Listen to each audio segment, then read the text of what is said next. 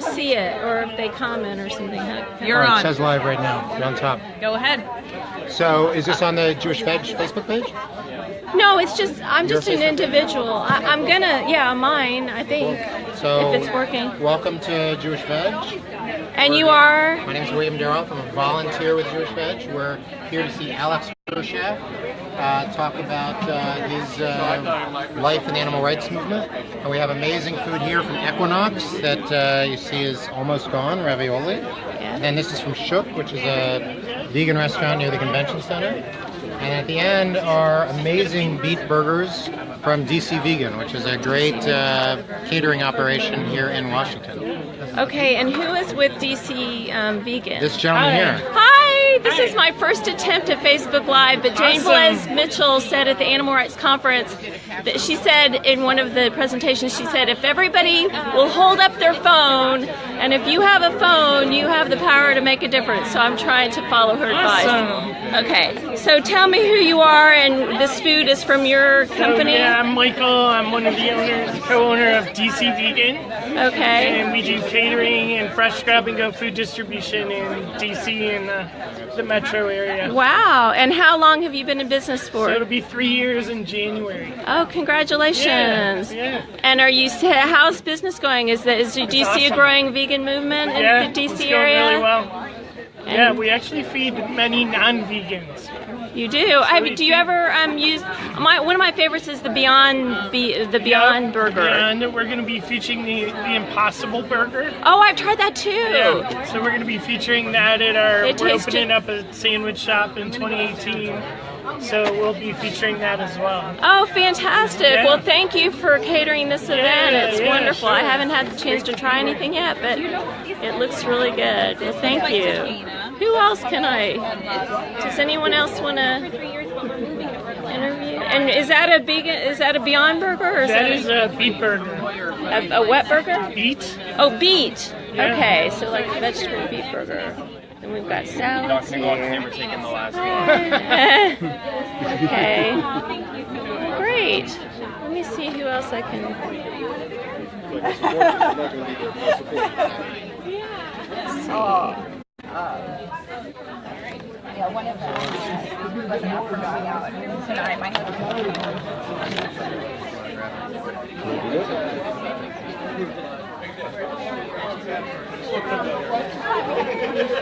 So, and do you ladies work for a vegan organization, or do you? We are both here with Compassion Over Killing.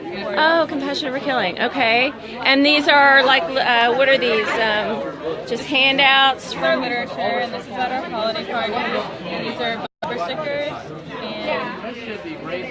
bumper stickers. Okay. And tell me about the holiday party that you're having. What is that about? Saturdays on December 9th. Okay. And this is the brochure for? Oh no, is it? Yes. Okay. Let's see.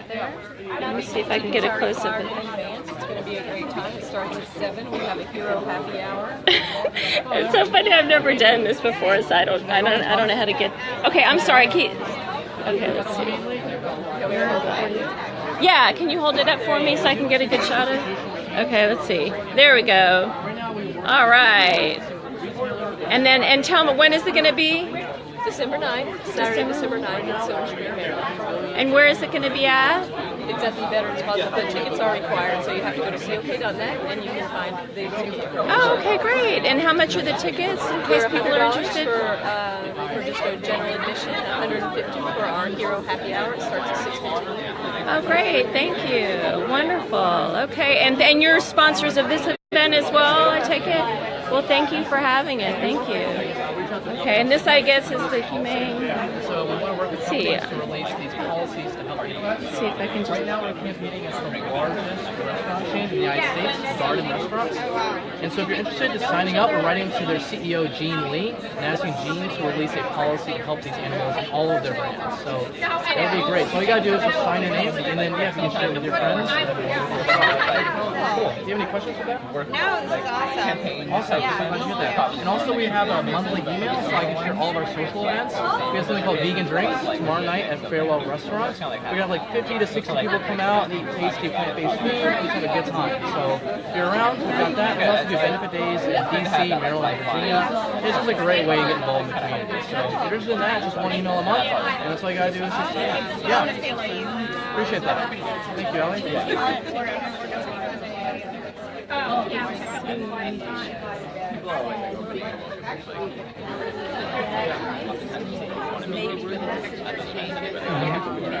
Yeah, try vegan egg because of texture is the issue. It's a very good substitute texture. Yeah. By the way, Yeah, definitely. Yeah, it's made by Swallow the Heart. It's sold, I think, just about every Whole Foods. It comes like in a mini, it looks like an egg carton. It says vegan egg.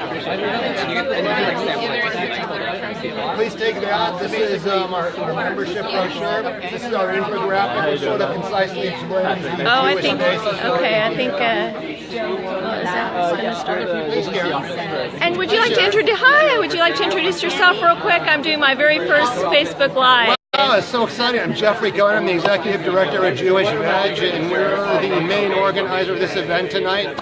We're so excited to have Alex Hershaft of Warsaw, again, a Holocaust survivor, a legendary leader of the vegan movement in America, presenting tonight. Wonderful. Well, thanks so much. It looks like, what time is it? Is it 7 o'clock? Yeah, it's going to start in like 5 to 10 minutes. Oh, okay, great. So we've got some time. So what are these? Are these some brochures that you've got here? Or? Yeah, this is an infographic, which you can also get on our website, jewishveg.org. Okay. So it's a 4-page infographic that explains very concisely and visually what the Jewish basis for a vegan diet is. Okay, and do you want to tell me a little bit about that? I grew up Jewish on both sides of my family, but I'm culturally Jewish, I'm not religiously Jewish, so I don't even know what would be in this. Well, then you should definitely take one. I need one. Free, yes. Yeah, I'll send it to my sister too. So can you tell me a little bit about what the content of this is? Yeah, there's basically 3 main pillars. Okay. Any one of them on their own which are compelling. The first is that certainly God's preference as expressed in the Torah is for a plant-based diet. Okay. Number 2, meat eating is permitted, but it's presented in very concessionary negative language, not as something that we should be doing. And number 3, even if those 2 things weren't true, they are true, but even if they weren't, you have the whole issue of tsar ba'alei haim, which is Hebrew for the prevention of animal suffering. And it's actually a Torah mandate and is a central area of Jewish ethics. We are directed not to cause any suffering to animals and to relieve their suffering, actually, whenever we can. And can you talk about the growing vegan and vegetarian movement in Israel these days? Because I've heard a lot. Yeah, it's really amazing. Israel, just in the past few years, has become the most vegan-friendly country in the world. In Tel Aviv alone, there are 400 vegan and vegan-friendly restaurants. Wow. And continues to grow and grow. So there are literally more vegans per capita in Israel than in any country in the world. And also, I'm going to put you on the spot a little bit. I've seen some of the graphic animal rights videos that try to dispel the myth that kosher meat is somehow more humane.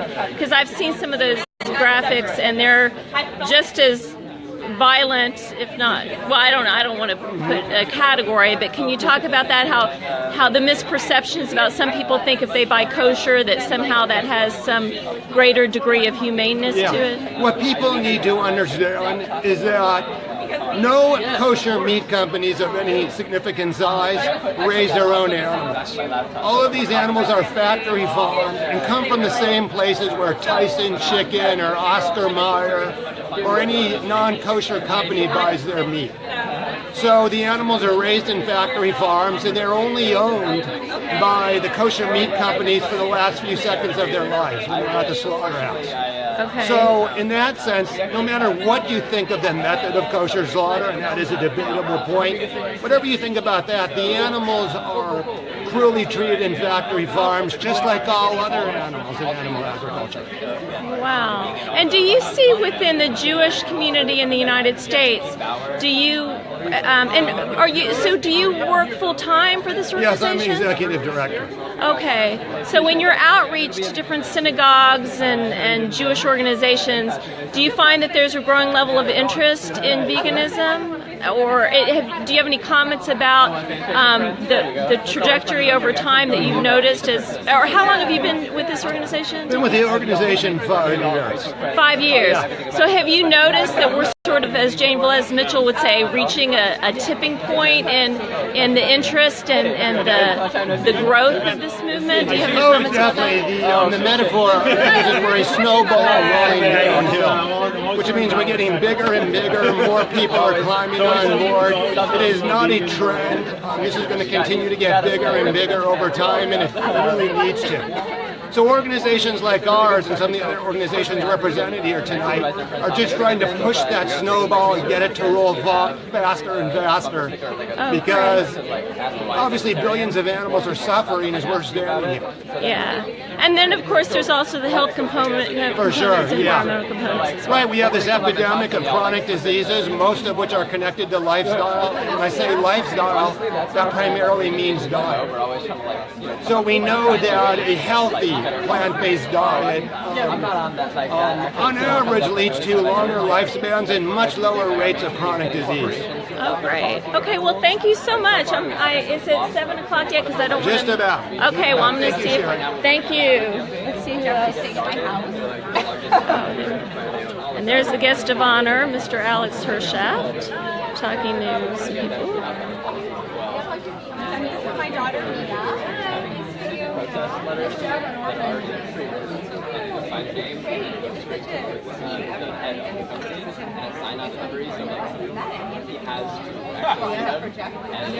Sign on delivery, that's hilarious. It's a sign form. And then we have a protest on December 10th as well.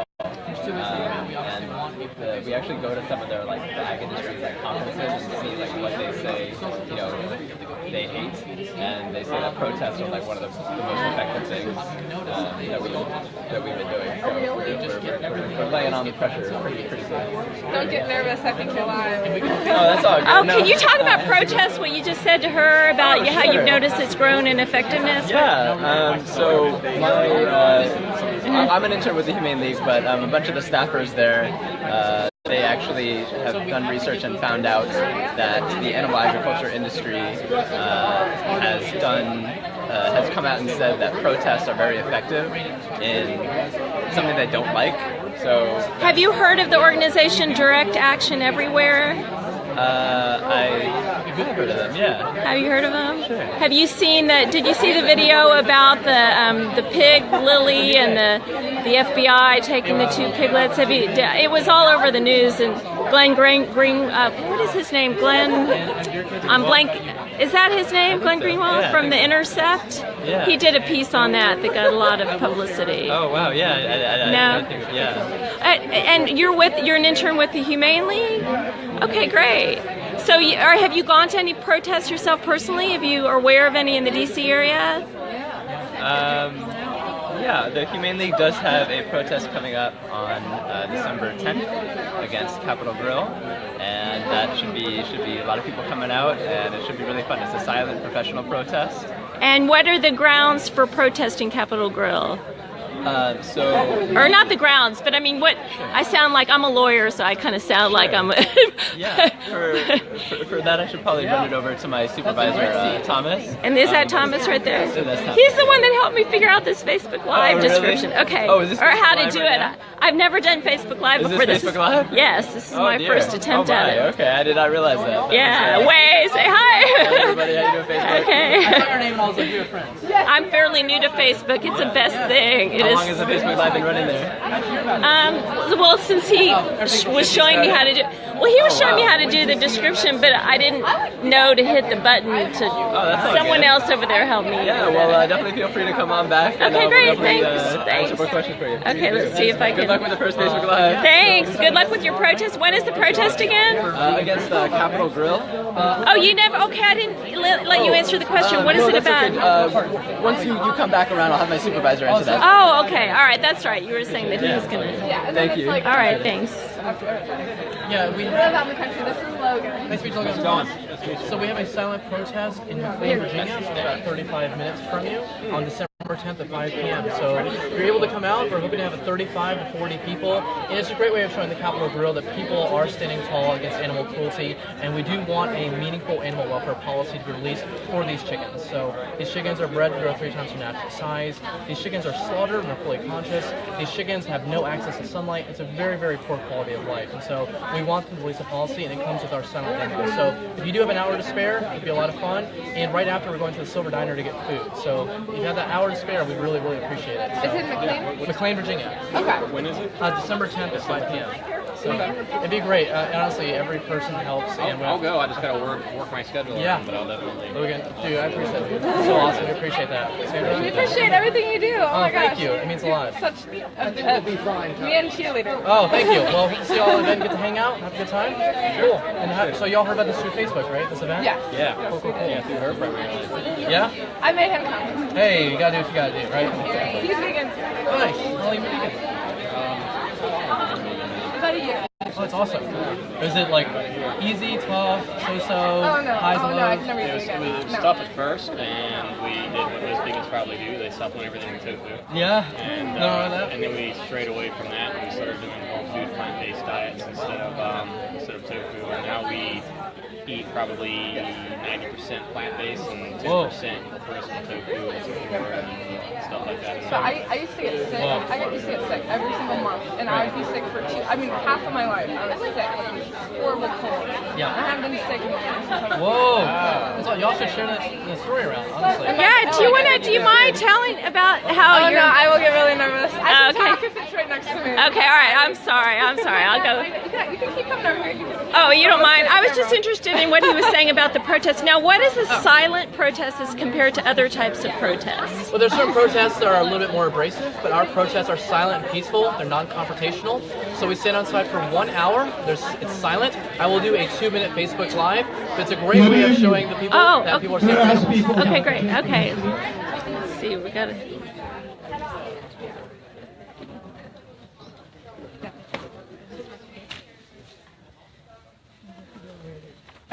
Oh wow, that worked. Well, sorry, just a minute.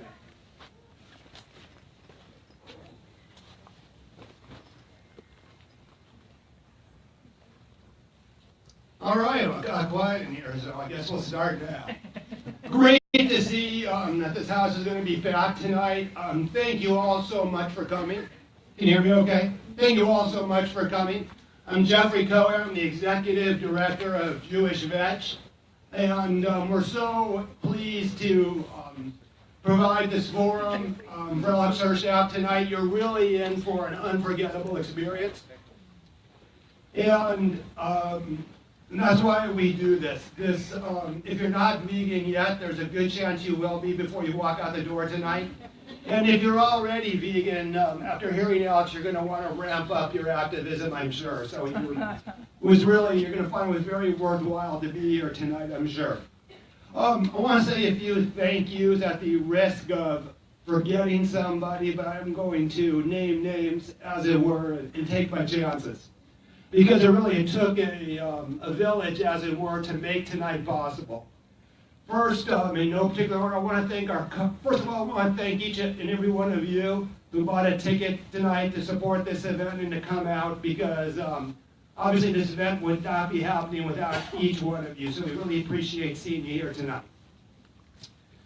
Secondly, I want to thank our co-sponsors who really contributed to getting the word out about this event.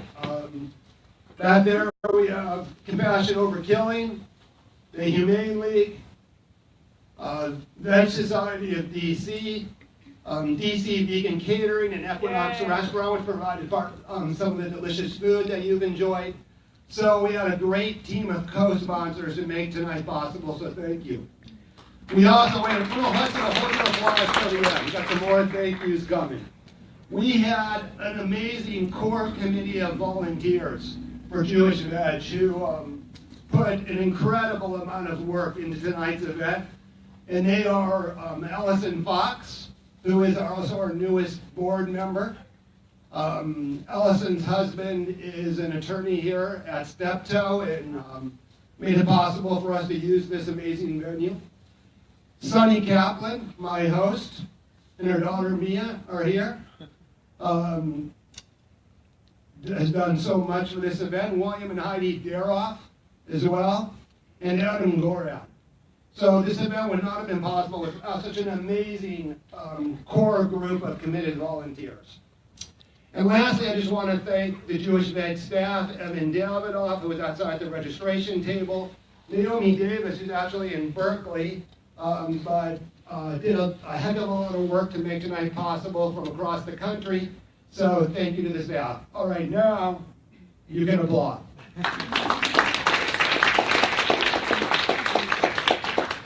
So before I introduce Alison, I just want to tell you just a little bit about Jewish Veg. It won't take too long. It's so important. Our mission is pretty simple: to both encourage and help as many Jews as possible to adopt plant-based diets. And the reason our organization is so important, there's really three main reasons. The first is that what is known in Judaism as Sar Ba'alei Chaim, the prevention of animal suffering, is a core area of Jewish ethics. But yet, most of you, even if you're Jewish, have never even heard of it, because far too few of our rabbis, our Sunday school teachers, are teaching their congregants and their students about this, even though it's a central area of Jewish ethics. So Jewish Veg is working hard every day to raise the profile and to educate people about this mandate in Judaism to prevent animal suffering. The second thing is this. We see all these great organizations doing vegan advocacy on behalf of the animals, several of which are represented here tonight. The Humane League, COK, Alex Organization Farm, PETA. But the one thing they cannot do is get their message into the Jewish community. That's where we come in. We do get into Jewish institutions, synagogues. We have amazing partnerships with Birthright, with Hillel. So we have access to these institutions, these organizations, the media, that all these great secular organizations don't. And the last thing is this. The vegan movement in general is not going to get where it desperately needs to go without the active engagement of religious communities, including the Jewish community. So just like every other social justice movement that has created big change in this country, we need religious organizations and institutions at the forefront to really make the impact that we desperately need to see. So you may be questioning, is there really a Jewish basis for a plant-based, animal-free diet? So I don't want you to take my word for it. I'm going to show you a video that we just put out a couple months ago that goes along with a rabbinic statement where we recruited more than 70 rabbis to sign a statement urging all Jews to transition to plant-based diets. And since we've issued this statement, another 10 or 15 rabbis have come forward saying, please add my name to it as well. So in this short video, they're going to explain why this is a Jewish thing. Okay.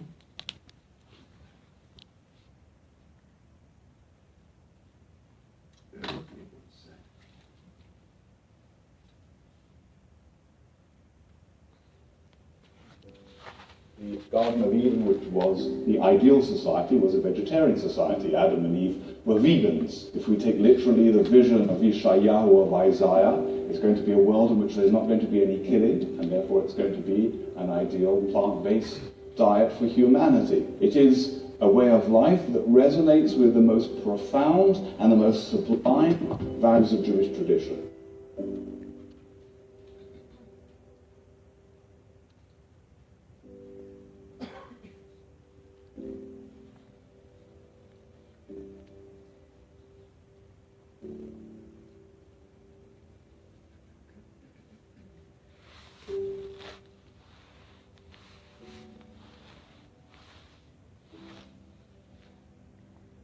In the beginning, God says to the first people on earth, you see the seeds that are growing out of the ground?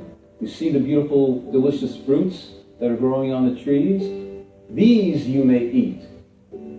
Period. God's dream really was Genesis, and where clearly Adam is, right, the first human being. So look, you eat all the grass, but there's no mention that animals are eating animals or humans are eating animals and so on.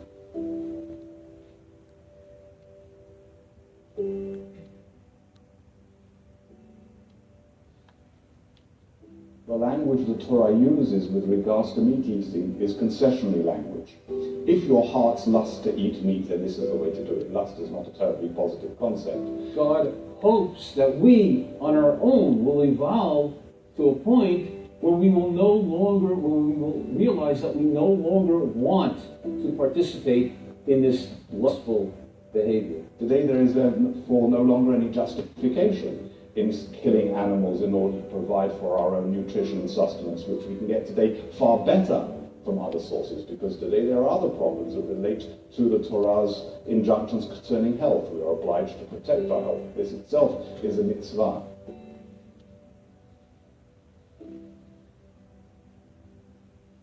Almost all of the meat that we eat comes from animals who suffer either a little or a lot. And Sar Ba'alei Chayim, not causing pain to another living creature, is a central principle of the Jewish tradition. And we violate it every time we eat something that we know was factory farmed, was beaked, declawed, was treated cruelly. And if we're ingesting that suffering, that pain, that horror, that what I've eaten, which becomes me, who I am, how can I possibly be at peace with myself?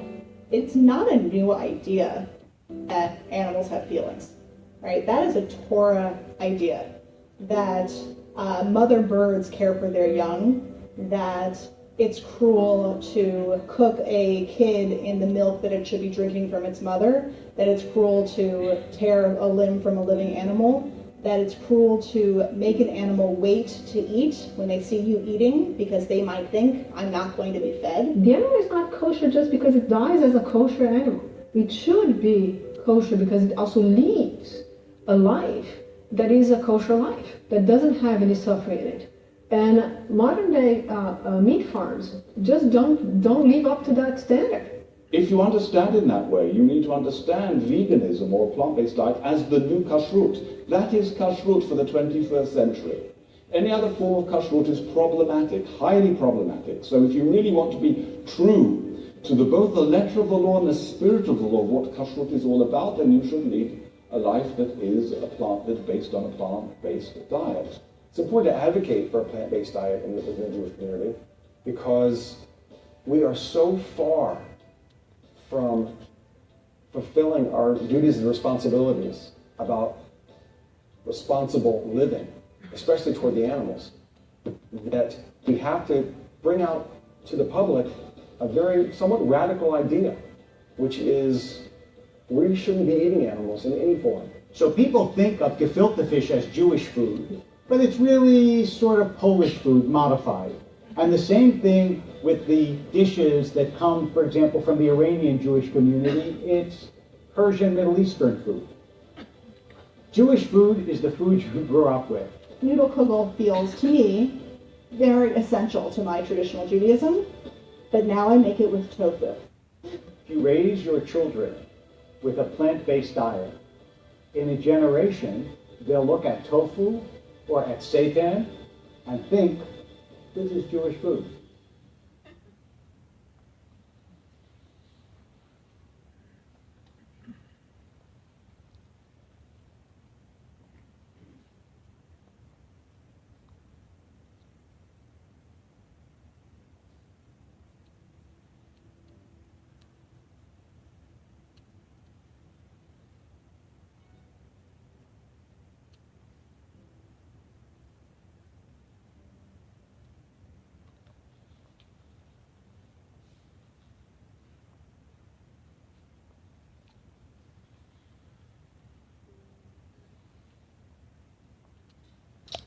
Okay, so thank you. So I think you can see we're not exactly going out on a limb when we say that this is something all Jews should be doing. And furthermore, we didn't just pull these rabbis off the street. The first guy you saw talking with the British, actually the South African accent, is Rabbi David Rosen, the former chief rabbi of Ireland. The last rabbi you saw several times, Rabbi David Wolpe, who referred to Tzar Bat Lehaim as a central area of Jewish ethics. He is generally known as the top rabbi in the conservative movement in Judaism. So these are leading rabbis who are leading the charge within our religion to stop eating animals and start eating plants exclusively. So for more information about that, we have an infographic at our table back there, which Karen Ginsberg, who's in the audience tonight, was the designer on. Thank you, Karen. That concisely and visually explains what these rabbis were talking about. So on your way out tonight, please feel free to take one home, and you can get more from our website. We at Jewish Veg are building a movement. This is not just an organization, and we would love to have all of you as part of this movement. So tomorrow, be looking in your inboxes, you'll be getting an email where we'll be not only asking for your feedback about this event, and we'll also be trying to gauge whether people really want to be involved in the Washington, D.C. region in spreading this message and helping get more people to do what so many of you are doing. So, without any further ado, I'm going to introduce the star of our show, Alex Hershaft. And this is actually a pretty easy job for me to do, because what you're about to hear is Alex telling his life story and how it led to him being what he is today. And who is he today? Alex Hershaft, when Veg News magazine, the leading vegan magazine in our country, went to Photoshop and put together their Mount Rushmore of vegan leaders, 4 vegan leaders, Alex Hershaft was on Mount Rushmore. That's who he is. He was the first person to create a national organization devoted to farm animals. This was in the late 1970s, when none of the animal organizations, the Humane Society, ASPCA, none of them were paying attention to farm animals. Alex was truly a visionary. And that organization, the Farm Animal Rights Movement, is going strong today more than 40 years later. It's incredible. And his organization, FARM, actually convenes the annual Animal Rights Conference that the Humane League, COK, Jewish Veg, PETA, all of the organizations come to the conference to share ideas and best practices that Alex and his organization organizes. So that's the type of person we have with us today. Just a couple other things I want to say about Alex. When I first became director of Jewish Veg, it was known as Jewish Vegetarians of North America about 5 years ago, I really wanted to get Alex involved. But people told me he's getting towards retirement years, he's got plenty to do with his own organization. You will never persuade him to get involved in what you're doing. Well, it did take some doing, but eventually I was able to get Alex involved. He came on to our board of directors, and it would have been enough if he just lent his name to the organization. But no, he was part of every board meeting, every deliberation, every decision, giving us great advice, helping us network with the right people, and played an instrumental role in making Jewish Veg what it is today. An organization that has entered the mainstream of the Jewish community, that has incredible partnerships with Hillel, which provides for college life in more than 500 college campuses, with Birthright, which takes tens of thousands of people, young adults, to Israel every year.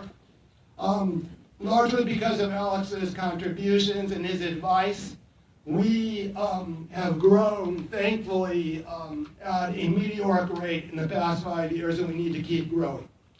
So if you're persuaded by anything Alex says tonight, and I think you will be, we have a Veg Pledge program. It's a completely free program where you will get resources to help you transition further towards a plant-based diet. And you can even elect to have a vegan mentor. And if you're already vegan and would like to be a mentor in your program, we'd love to talk to you about that too. So those pledge forms will be at the back of the room. So please take one and fill it out. Adam is holding one up. Thank you, Adam. Please take one and fill it out on your way out, because you have everything to gain and nothing to lose by being part of this Veg Pledge program and making this transition.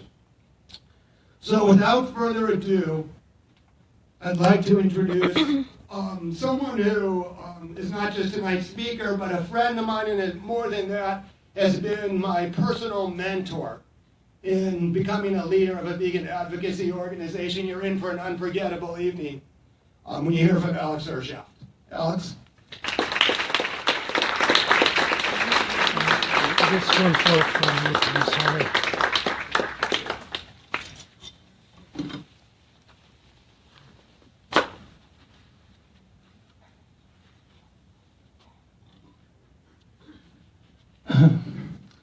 Well, I hope I can live up to this introduction. It's a hard act to follow.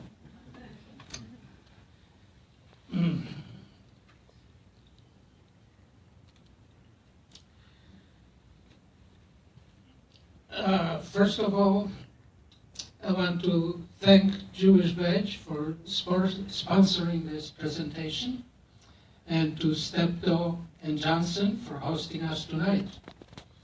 And of course, all of you. You could have stayed home tonight to watch American Housewives, The Goldbergs, or Christmas at Rockefeller Center. But you chose to be here to share in my personal journey from the Warsaw Ghetto to the struggle for animal rights. And I'm truly honored by your presence. In the past 72 years, I have thought long and hard about what lessons in human survival can be drawn from my survival and from my Holocaust experience. You may not agree with my conclusions, but I hope that you will find them stimulating. My dad was a chemist at the University of Warsaw. He was researching heavy water, which is used as a critical cooling factor in nuclear reactions. Just before the war, he received a visa from the United States to come and work on the Manhattan Project. He insisted on visas for me and my mom as well, and unfortunately, the war arrived before the visas.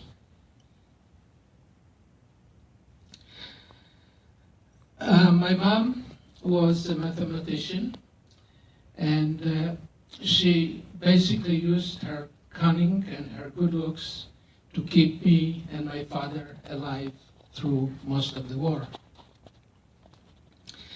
And by the way, I was not always old.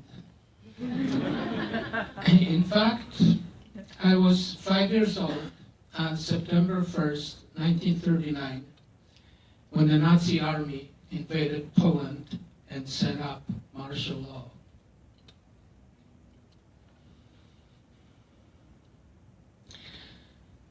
Six months later, we and 450,000 other Jews from the Warsaw area were ordered to move into the Jewish section of Warsaw under penalty of death. Most had to move in with strangers. We were fortunate in that my grandparents, my mother's parents, had a large apartment in the Jewish section, and we were able to move in with them. Eventually, we noticed certain streets being blocked to traffic and sections of walls going up here and there. Eventually, the walls were joined and topped with barbed wire. And on November 16, 1940, the Warsaw Ghetto became a reality.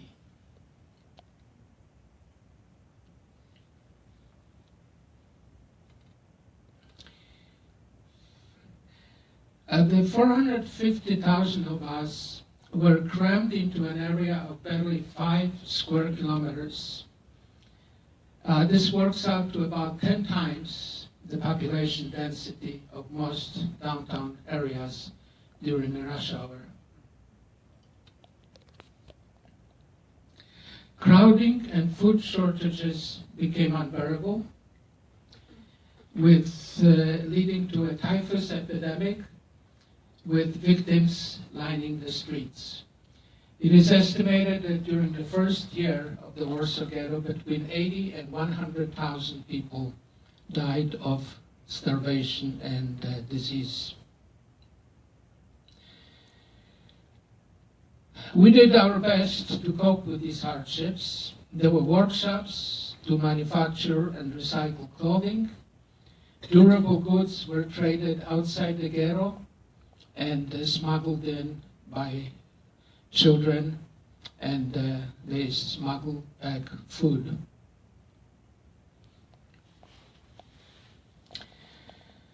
There were even health clinics, public soup kitchens, libraries, a Jewish theater, musical performances, an orphanage, and a rudimentary school system. A Jewish council, collaborating with Nazi authorities, maintained a semblance of order through a Jewish police, medical responders, and a food distribution system of sorts.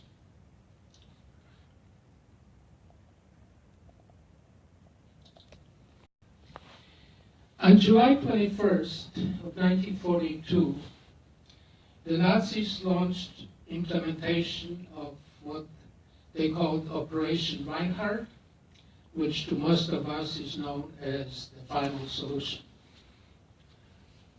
In the next 2 months, they dragged 300,000 people from their homes to the infamous Umschlagplatz, then into packed cattle cars for a trip to the death camp of Treblinka.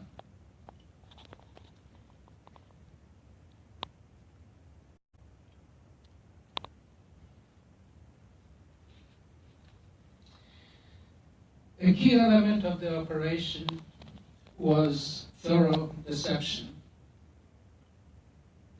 to prevent a mass revolt. We were told that we were being resettled to the east, away from hunger and disease. We were instructed to bring along our suitcases and to label them clearly in case we were separated from our belongings. The Treblinka gas chamber was even decorated with the Star of David to simulate a synagogue, and the path leading to it was labeled Stairway to Heaven. The inside was disguised as a shower compound.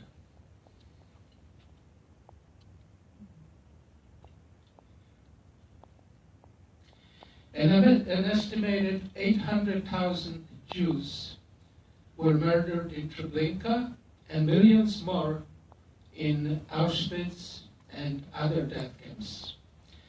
They left behind only piles of shoes, glasses, hair, and charred bones, silent memorials to thousands of sentient living beings who were no more.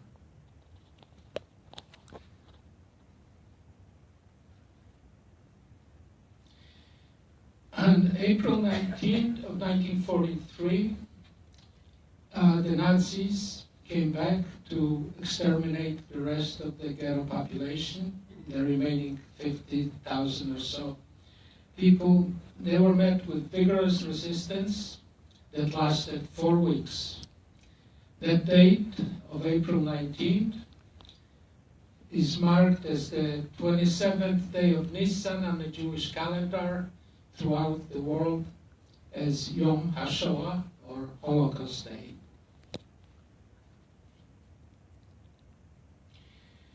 On May 16th, after leveling every building and massacring the survivors, Nazi General Jürgen Stroop reported to Hitler that the Warsaw Ghetto was no more. Today, a monument to the uprising bears lone witness.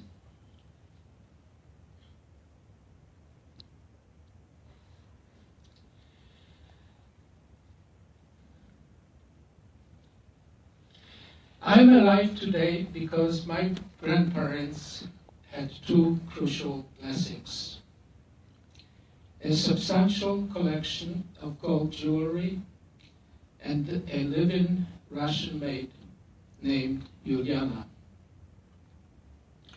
Yuliana had been with them for many years, became part of their family. They spoke only Russian to her. When the ghetto was formed and all Jews were required to move into that section of Warsaw, by the same token, all Gentiles had to move out of the Jewish section, again under penalty of death. Juliana refused to move because we were the only family she never had. So that posed a problem. Some years earlier, Juliana joined a White Russian society.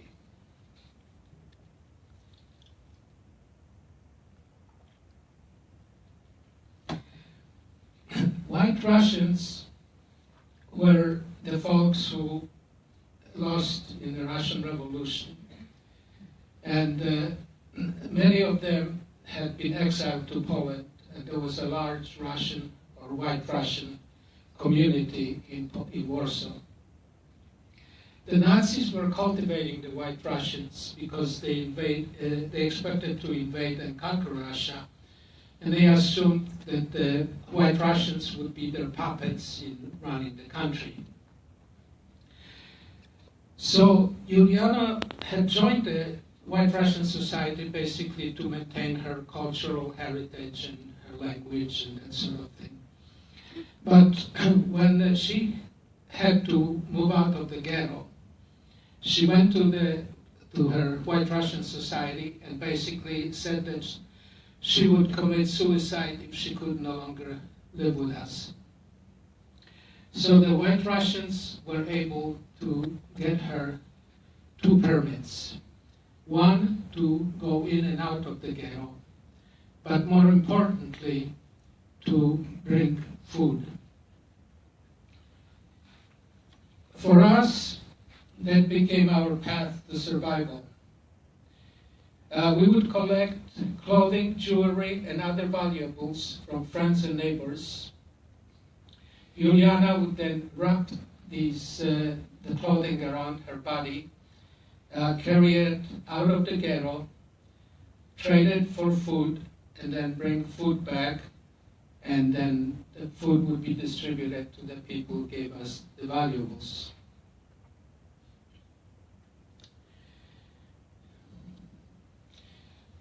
When the Nazis instituted the final solution in the summer of 1942 and started grabbing people from the streets and their homes, Juliana got caught up in one of those raids, and she was barely able to extricate herself, even with all of her White Russian permits.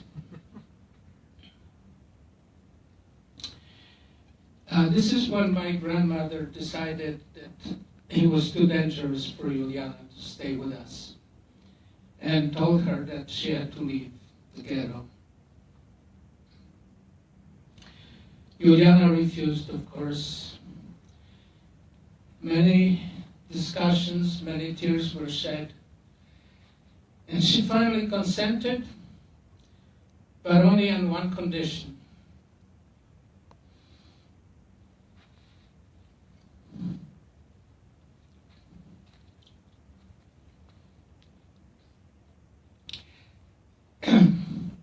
Her condition was that she would take me with her as her son, so that I would live.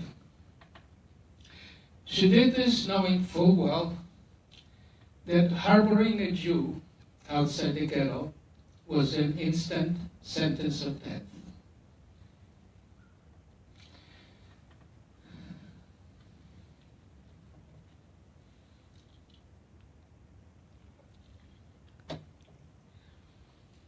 My grandparents gave Juliana 3 batches of jewelry. The first was for the guards at the ghetto gate, so they wouldn't ask too many questions about why Juliana suddenly acquired a 6-7-year-old son.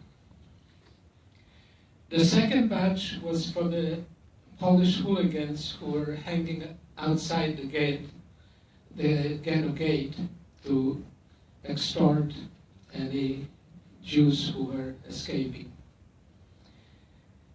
And the third was for Juliana, so she could start a new life outside the ghetto.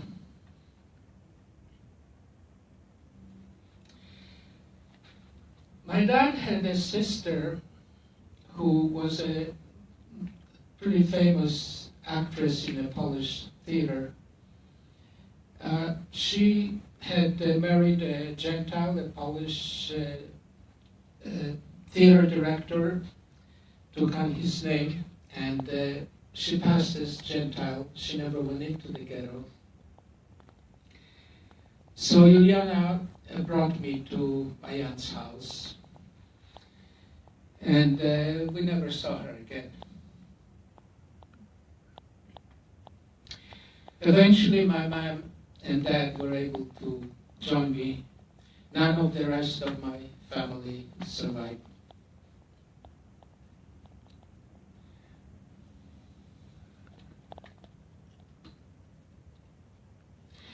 My aunt's partner was active in the Polish underground and was able to get us fake identity cards and a place to live.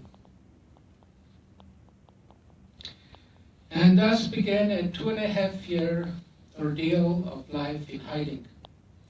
It was a life of constant alerts to the suspicious sounds, statements, or glances, and occasional close calls.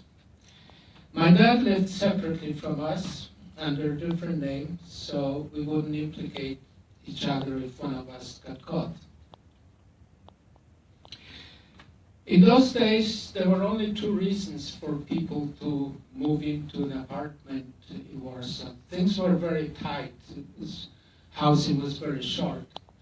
And if somebody was able to get an apartment, there were usually 2 reasons, one of 2 reasons. They were either members of the Polish underground who were to be cherished and protected, or they were Jews who were to be denounced to the Nazi authorities.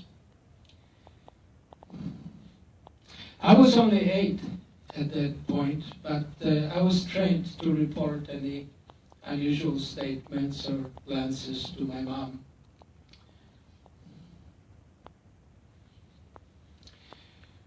Shortly after we settled into our new apartment, I went down to play with the other kids, and I overheard 2 mothers talking, and one said, "Who's the new kid?" And the other answered, "Oh, he belongs to that woman who moved into apartment 3C in the back, you know, the place where they took those Jews out, probably more Jews." I did not run. I walked calmly, told my mom, and she immediately started packing her suitcase. We had to give a reason for leaving. You didn't just leave. Normally, if you moved to another apartment, you had to go to the authorities and register moving out and moving in. So obviously, we couldn't leave a trace. So my mom told the superintendent that I was not feeling well, that I needed some fresh air, and that I needed to be in the countryside for a couple of weeks. And indeed, we did move to the countryside near Warsaw and rented a room from a farm woman. She was a remarkable woman. She had 3 sons, but she didn't want them to all be involved in a farm because she didn't want them to fight. So she sent 2 of them to Warsaw to get regular jobs, and one of them was helping her with the farm. Our immediate problem became financial. We didn't have any money. So my mother remembered the smuggling that we did in the ghetto, and she would take the train to Warsaw once a week, go to the street markets, buy used clothing, launder it, mend it, and then go from village to village and sell it to the local farmers. In her trips to Warsaw to pick up the clothing, she would also take food to this woman's sons. So she got to know them pretty well. My mother was very engaging, very friendly, made a lot of friends. And one day she was walking into one of the villages with her backpack, and one of her friends said, "You know, I'll tell you a funny story." Mom said, "Yeah, tell me." "Well, you know this guy who owns the clothing store, he never really liked you because you were underselling him. He thinks you might be Jewish, and he plans to report you to the authorities." And my mom thought that was very funny that anybody would suspect her of being Jewish. So she had a good laugh and walked slowly out of sight, dropped her backpack, and broke into a run. Barefoot, of course, because shoes would get in the way. She arrived at the farmhouse, was around midnight, and she told the woman, "We need to get back to Warsaw immediately." The woman woke her son, had him hitch up the horses. The son objected, of course, but the woman was very strong. And we were off on a train back to Warsaw.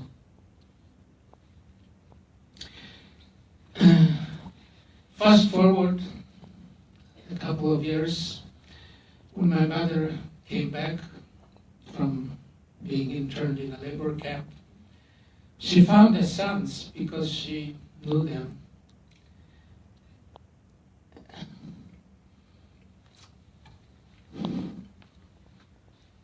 And through the sons, she found the mother. And she asked her, "And I came to you in the middle of the night, and I asked you to take us to the train station. You didn't ask any question. You just did it. What gives?" And the woman looked her straight in the eye, and she said, "I knew you were Jewish the minute you walked in. I don't care about these things."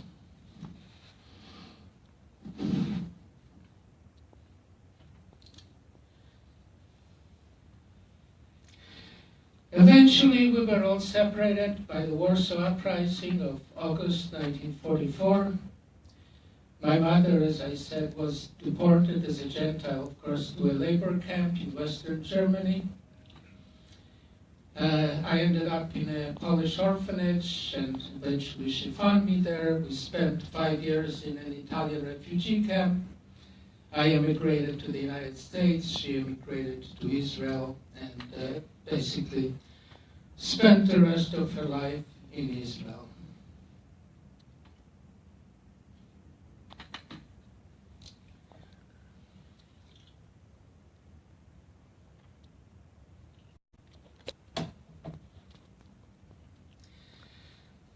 Once my life was no longer in danger, survivor's guilt kicked in. The questions I kept asking were, why was I spared when so many people were not? How can I repay the debt for my survival? And is there some valuable lesson that we can learn from this terrible tragedy? I became involved with several national movements for religious freedom, environmental conservation, other social justice causes. But none of these engagements seemed to hold the answers that I was seeking. In 1972, I moved to Washington to work for an environmental consulting firm. My specialty was wastewater treatment. I do have a degree in chemistry. One of my assignments was to do a wastewater inventory at a Midwest slaughterhouse. So I was walking around making notes. I turned a corner and suddenly I came across piles of hooves and hearts and heads and discarded bodies, all bearing silent testimony to the living sentient beings who were no more. I recalled in horror, as most of you would. Instantly, pictures of death camp piles of body parts came flooding into my mind. I tried to dismiss it as mere coincidence. They're only animals, I said. But it didn't work. I just could not get those images out of my mind.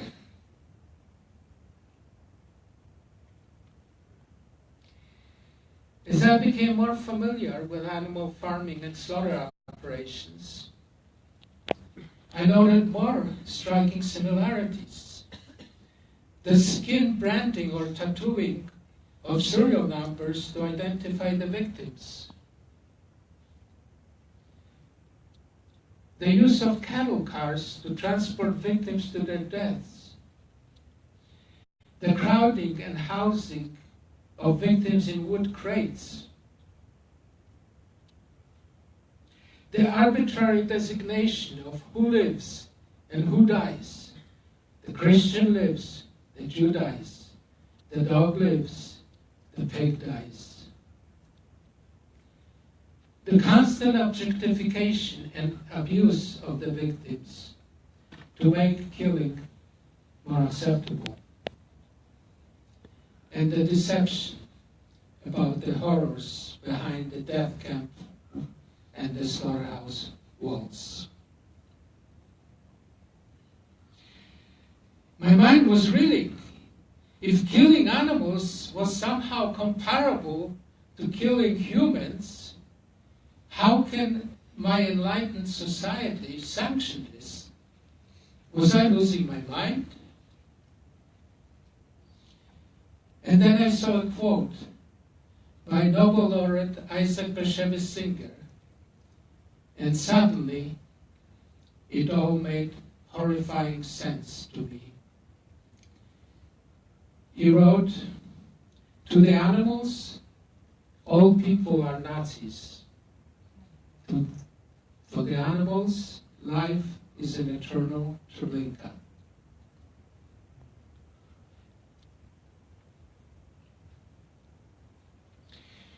And this is when I finally realized that there was a valid reason for my survival and a valid way to repay my debt. This is when I resolved to devote the rest of my life to fighting oppression in all of its forms, starting with our own oppression of animals particularly the animals raised for food. Well-meaning folks have challenged my decision. Why animals, they said, when so many human problems remain unresolved? I'm sure you've been asked that. When nearly 800 million people on our planet go hungry every day, and 21,000 actually die of starvation each day. When 500,000 Syrian men, women, and children are being massacred before our very own television cameras. Why animals?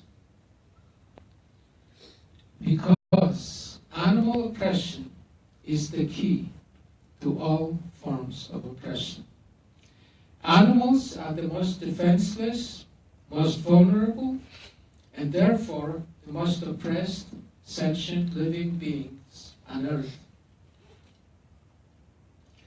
When oppressing animals becomes socially unacceptable, so will all other forms of oppression.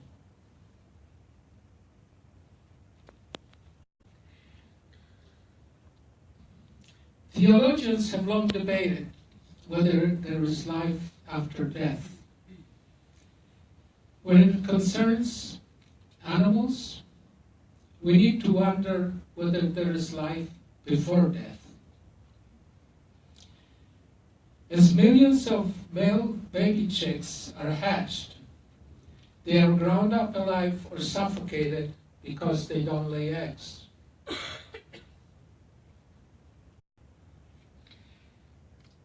The female chicks are crammed 5 to a small wire cage that tears out their feathers while the wire floor cuts into their feet. Mother pigs suffer in tight metal cages as their babies are torn from them and mutilated with no anesthesia. Dairy cows cry for days for their babies, torn from them at birth so that we can drink their milk. Why animals? Because oppressing animals is the gateway to oppressing humans. When we tell a child that the family dog on his couch is to be loved and cherished and cared for, but the pig on his plate is to be tortured, abused, and killed and dismembered for food, we are sowing the first seeds of discrimination. We're telling that child that society can make an arbitrary decision that one living sentient being can live and another one that looks alike must die.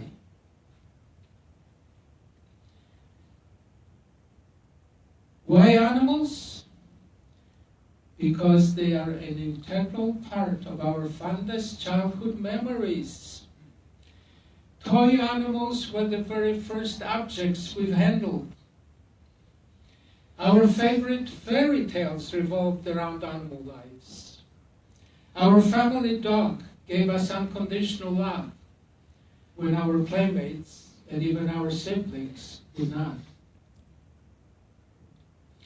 Walt Disney made a fortune bringing back those cherished memories. It was only the greed and insensitivity of the meat and dairy industries that turned our favorite living beings into a commodity to be exploited and oppressed.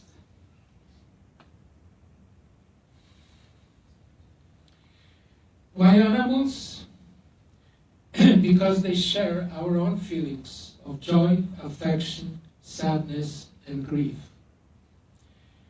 Because they can suffer just as you and I do, and this is why they deserve our empathy, consideration, and respect.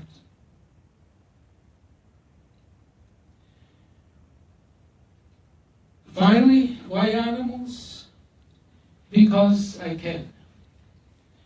Because each year I have the awesome power to spare 100 land and aquatic animals just by choosing a diet that also happens to be good for my health and the health of the planet. And if I can convince just one other person to follow in my footsteps, I will have doubled this awesome power of life and death. Unfortunately, I don't have that same power to save human victims of oppression.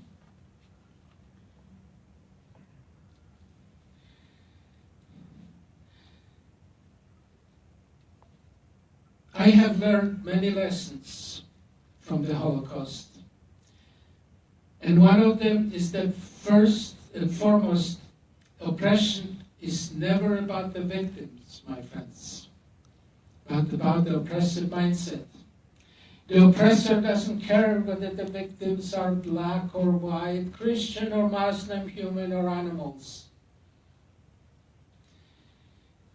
People who accuse me of comparing Jews to pigs are making this very mistake. Making oppression about the victim and the resulting cult of victimhood has two disastrous effects. In a personal sense, it hobbles us from developing our personal potential because it just classifies us as a victim. And the second is it prevents us from forming a united front against the oppressive mindset, which is the root of oppression. It's never about the victim. Even our instinctive reaction to oppression is not really about the victim or the race, gender, religion of the victim. It's about our personal relationship with the victim. We may be horrified by equating oppression of people and animals, yet we will spend a small fortune on vet bills for our cat or dog, but wouldn't spend a red cent to save the life of a human child in Somalia.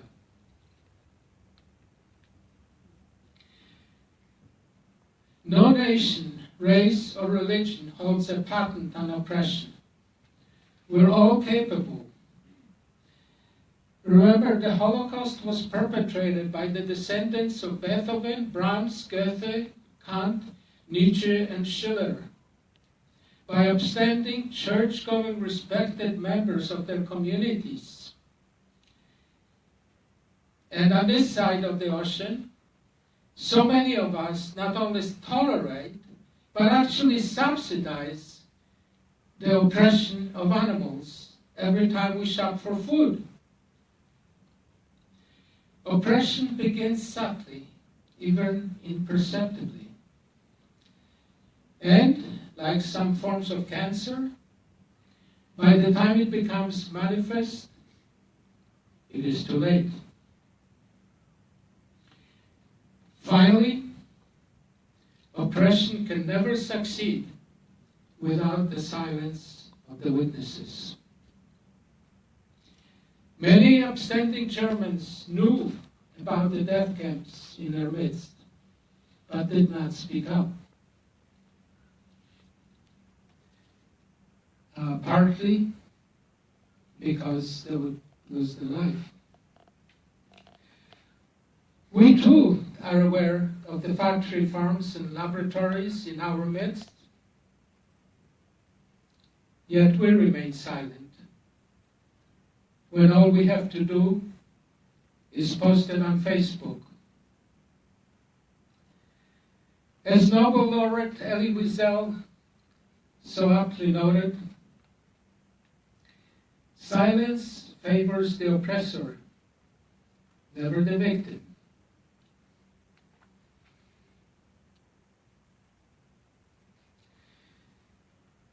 If I may wax religious for a moment, Deuteronomy tells us, I have set before you life and death, blessings and curses. Now choose life so that you and your children may live. My friends, we have a choice. Every time we shop for food, we literally make a choice between subsidizing life and subsidizing death. We can choose healthy, life-affirming foods, or we can choose animal products with their deadly impacts on animals, on our planet, and our own health. As a Holocaust survivor, I have made my choice against silence. I have made my choice against oppression. I have chosen life, and I invite you to join me.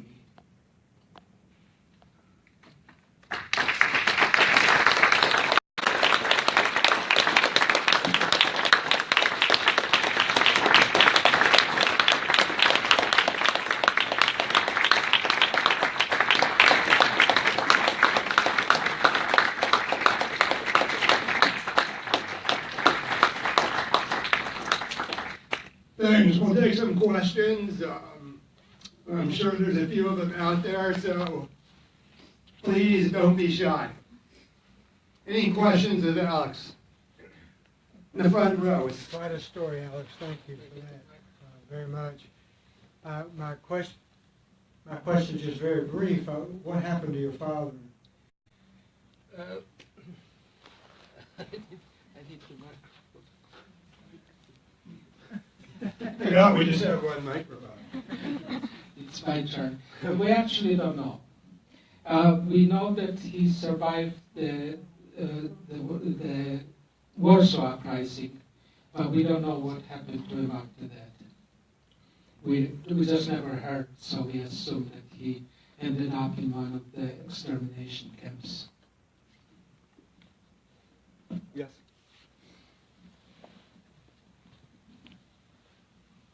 Thank you for sharing your story. I've known you for a long time, as my mother. Any thoughts that on who you see, on situations or experiences that help lead not just you, but other people who have had less painful and dramatic life in becoming vegetarians and vegans and leaders of vegetarian vegan movement, and how maybe we can help foster those experiences?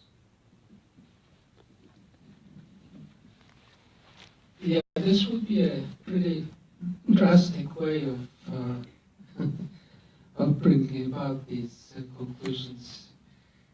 Everybody has, I'm sure most people in this room had some experience that led them to choose a plant-based diet, an animal-free diet.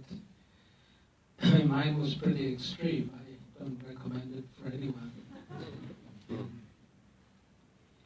I don't have a formula. If I did, what we do is we try to approximate my experience at the slaughterhouse by showing slaughterhouse videos to people and asking them to sign a pledge to go vegan a certain number of days per week, and gradually bringing them up to 7 days. Another question, please.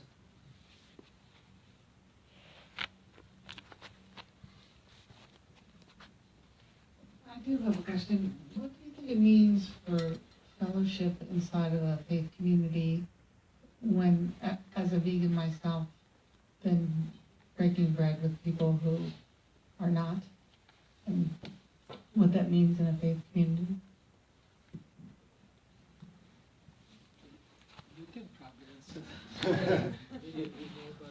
Well, I don't think the question is, unique to faith communities. It's about eating, sharing meals with people who eat animal products in any setting. Is that right?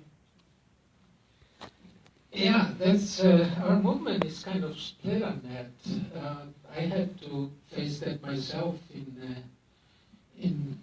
with some members of my immediate community, and sometimes you have to make a tough decision.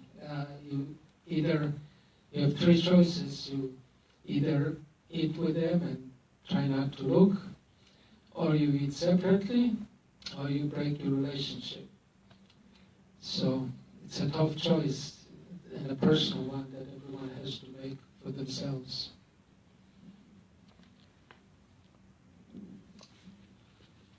Bill, they're off. Thank you, Jeff. And Alex, thank you so much for sharing your story and for committing your life to fighting for those who are in need.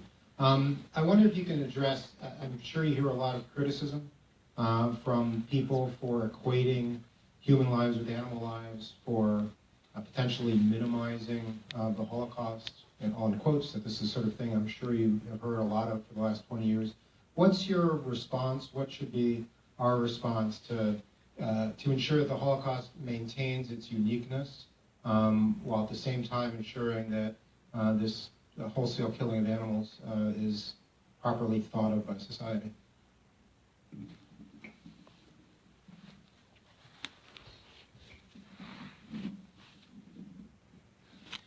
So there are really two answers to your question. One is preserving the historic significance of the Holocaust. Of course, I'm very supportive of the Holocaust museums and any kind of remembrance of the Holocaust Day, and I speak at Holocaust observances. But there is another part to your question, which is the comparison. And I tried to make this point, but let me make it again. Fighting oppression, as long as we keep focusing on the victims, we will never solve the problem of oppression. And the first step of oppression, even before oppression can take place, and the first step is discrimination. You need to get permission from your society to, just like the child that I was talking about earlier, you need to get permission from your society to decide that one sentient living being can live and another can die or must die. And as long as we keep focusing on the victims, we will not get to the root of the problem, which is when we first give permission to our child or our friends to make that type of discrimination. I have two more problems with that. One is that what has happened to a number of my fellow survivors is they've become part of what I call somewhat prejudicially a cult of victimhood. They basically end up defining themselves as victims, as survivors. And this basically, I find that it's kind of holds them back from developing their human potential because they've already arrived. They are the victim, and so that's basically, I could just spend my life being the victim of, or the survival of the Warsaw Ghetto, but I chose to move on. Some people don't, so that's another problem there. But the biggest problem is that as long as we keep focusing on the victims, and it's not just focusing on the victims, but there's actually a hierarchy of moral worth, and this thing of comparing Jews and pigs is a good example of that. Each victim or each group of victims tries to impress society that their victimhood is more important than somebody else's victimhood. We have an example of that with the women's movement, where people who went through, unwanted sexual experiences are now called survivors, basically saying, well, our pain is just as great as the pain of somebody who survived the war. So we are as good victims as you are. And I find this whole process not only nonsensical, but terribly counterproductive, because it keeps us from forming a united front and addressing what oppression really is about, which is society giving people permission to discriminate between different sentient living beings. I hope that helps. It's not about the victims. Hi, thank you so much for your story. Throughout the years that you were involved in the animal rights movement, what would you say are the biggest kind of changes you've seen, and what would be the next step in this animal rights movement? And are you optimistic about it?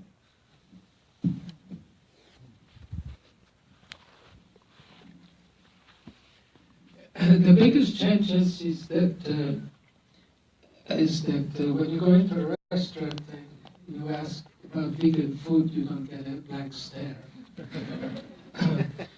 But seriously, the concept of veganism, plant-based eating, has become much more accepted by society than it used to be. As much as I'm an advocate of animal rights, I don't think that this is really the route for us to follow. And the reason for that is that we are the first social justice movement since the Emancipation Proclamation in 1863, which requires people to make a major change in lifestyle. So if you look at the gay liberation movement, basically we've asked people to stop hating. And they say, well, yeah, I can do that. The women's vote in 1920.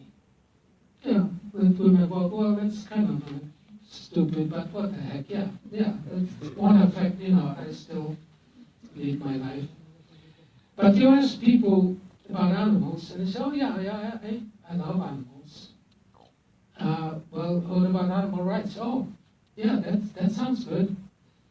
Well, you have to do this 3 times a day. Oh. So, to answer your question, I think the future of our movement is not in advocacy of animal rights, but in changing the American food system. And that, I don't know how much deeper, I'll make it fast.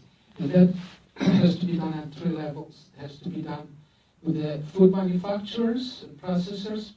It needs to be done with the distributors and food services. And it needs to be done with the retailers, the food chains, and restaurants. And that is happening. And it wasn't always so. This has only started maybe 5 years ago, just a few years ago, but it's really going strong, and I think that's our future, is changing the food system. Then, when people basically eat plant-based foods, you got animal rights? Yes, I love animals. How about your diet? Oh, no problem.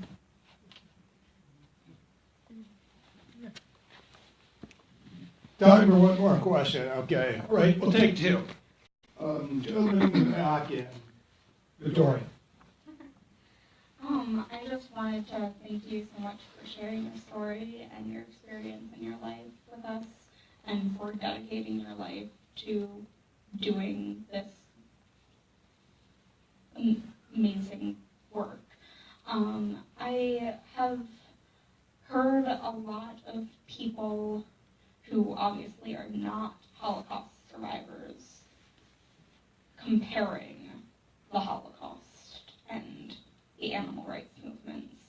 And I have seen a lot of problems in doing that because they're not making it about the oppressors. They are actually comparing people to animals. And I wanted to know what your thoughts on that are, and how one is able to draw that connection without minimizing Holocaust, like the gentleman before was saying. And obviously it's about the oppressors, but is there ever an acceptable time for somebody who has not lived through the Holocaust to compare the Holocaust to animal suffering?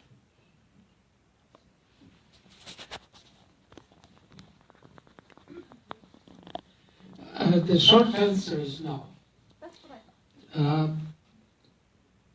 I think that the comparison requires too much explanation, like a half hour. So I would not recommend that to anyone. And I don't use it. I don't use it outside of venues like this. It's just too complicated.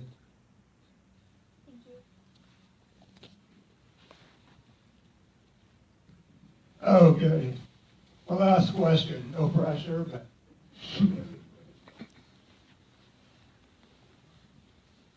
Thank you so much for your interesting and thoughtful presentation. In addition to choosing to become a vegan in order to protect the animals, there are two other compelling reasons. One, to improve one's health and save the environment. Could you please comment on the other two?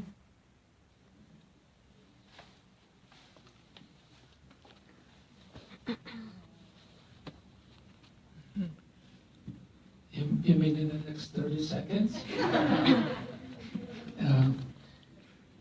Well, the health part is heart disease, several forms of cancer, obesity, diabetes.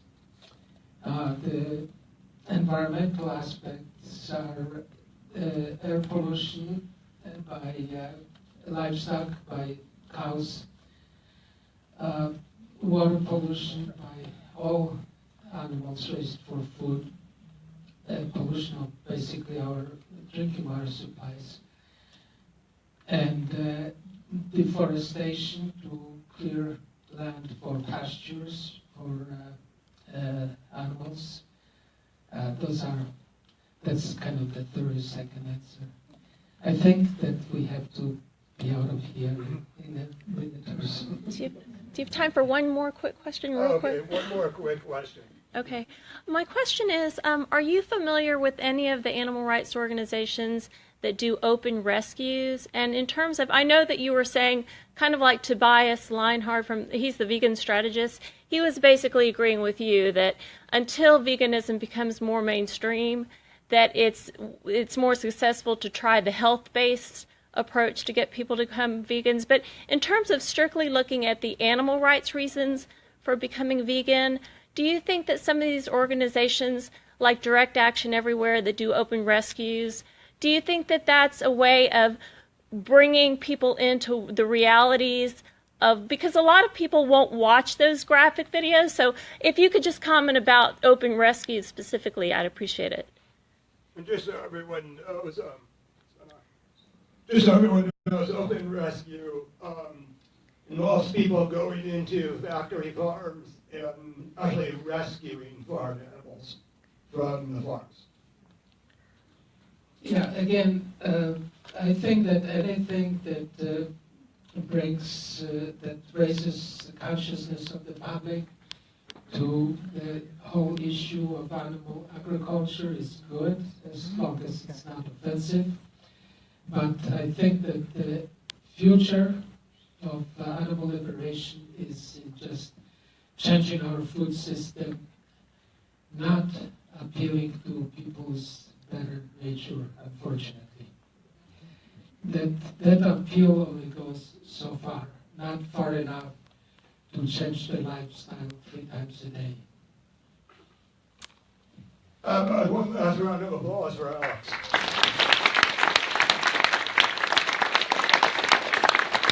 Thank you so much for coming tonight. Just wanted to do a shout out to our co-sponsors again. Please stop at their table on the way out. The Humane League Compassion Over Killing, DC Vegan, which brought us some great food. Thank you. And Jewish Veg also has a table back there where you can sign up for our pledge program. Thank you again, and safe travels home.